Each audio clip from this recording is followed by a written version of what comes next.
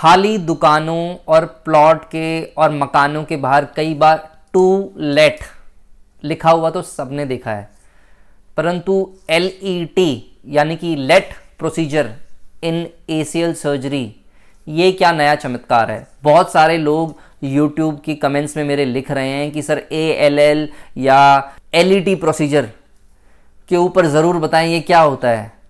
ये LET procedures तो कई सर्जन्स ने इतना ग्लोरीफाई कर दिया है कि लोग जो असली जेट है वो बाथरूम वाला नहीं, उसी तरीके से LET प्रोसीजर के बारे में पूछे जा रहे हैं कि सर ये LET प्रोसीजर क्या होता है, कब इस्तेमाल किया जाता है, क्या ये हर ACL सर्जरी में करते हैं, कितना टाइम और लगता है इसे अगर ACL सर्जरी में करते हैं, और क्या इसका कॉस्ट और बढ़ जाता है, और इसमें रिहैब कैसा रहता है, क्या है ये LET प्रोसीजर या ALL प्रोसीजर, यहां तक कि कुछ लोग इसे लमायर्स प्रोसीजर भी कहते हैं। वीडियो को एंड तक जरूर देखना, बताता हूं मैं आपको।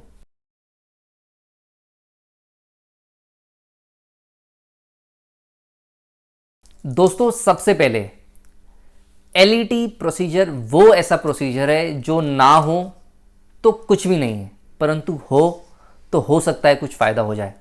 जैसे आपने रस्साकसी का खेल देखा हो, यानी कि टग ऑफ वॉर, कोई आपने कंपटीशन देखा हो, तो एक साइड जो हार रही होती है तो उसमें कोई और एडिशनल सपोर्ट मिलके अगर दूसरी तरफ से आपके सपोर्ट में खींचने लग जाए तो एडिशनल स्ट्रेंथ आ जाती है।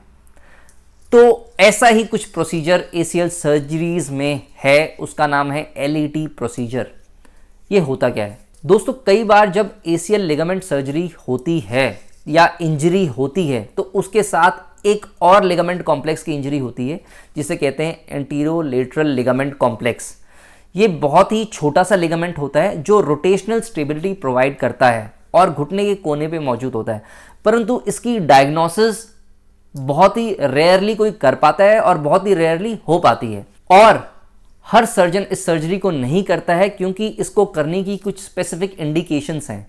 वो सबसे पहले या तो कोई हाई डिमांडिंग पेशेंट हो, हाई डिमांडिंग पेशेंट मतलब वो ऐसे पेशेंट्स जो बहुत हाई डिमांडिंग स्पोर्ट्स खेलते हो या नेशनल इंपॉर्टेंस के हों या उनका लाइफस्टाइल ऐसा हो, तो उन ऐसे प्लेयर्स में एडिशनली एक लिगामेंट रिकंस्ट्रक्ट करा जाता है जिसको LET प्रोसीजर या कई बार ALL लिगामेंट कॉम्प्लेक्स को कंस्ट्रक्ट करते हैं।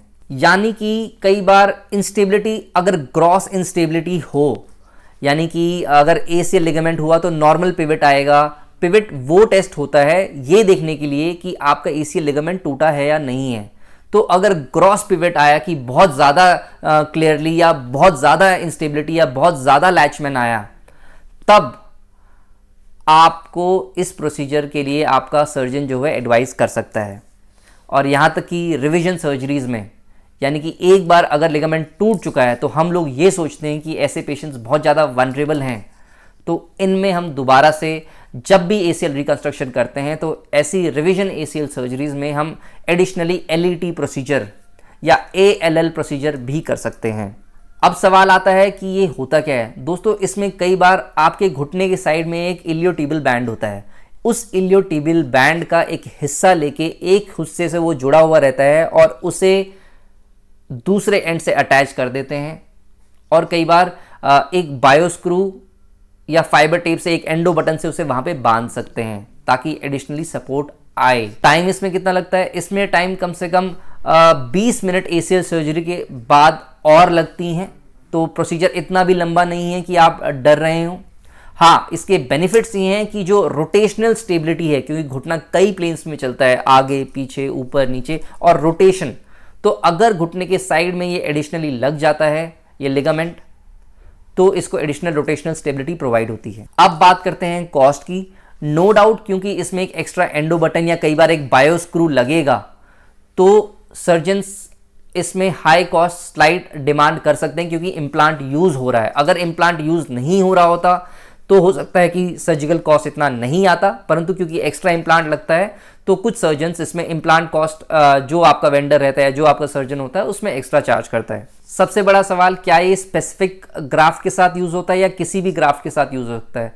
दोस्तों ग्राफ्ट यूज़ करना आपकी सर्जन की चॉइस होती है कि कौन से ग्राफ्ट से आपका एसीएल लिगामेंट बना रहा है। ग्राफ्ट के ऊपर मैं ऑलरेडी वीडियो बना चुका हूं, कौन सा ग्राफ्ट बेस्ट है, कौन सा कैसा है। परंतु ALL लिगामेंट किसी भी ग्राफ्ट के साथ यूज़ किया जा सकता है। और कई बार कुछ लोग जो ALL लिगामेंट है वो ग्रासिलिस जो ग्राफ्ट है उसके साथ भी बना देते हैं, तो ग्राफ्ट में कोई बाधा नहीं आती है। अगली वीडियो में मैं आपको बताने वाला हूं कि नॉच प्लास्टी या ACL की गुफा क्या होती है और कैसे आपके ACL लिगामेंट की लॉन्जिविटी के लिए या अच्छी हेल्दी रिकवरी के लिए वो इत्यादि ज़रूरी रहती है, और कैसे अगर वो ना हो तो ACL इम्प्लांट फेल हो सकता है। आपके अगर कोई सवाल हो तो प्लीज़ मुझे कमेंट बॉक्स में ज़रूर बताएं, और अगर कोई MRI शेयर करना हो तो मेरे WhatsApp नंबर पर ज़रूर शेयर करें। बहुत बहुत धन्यवाद।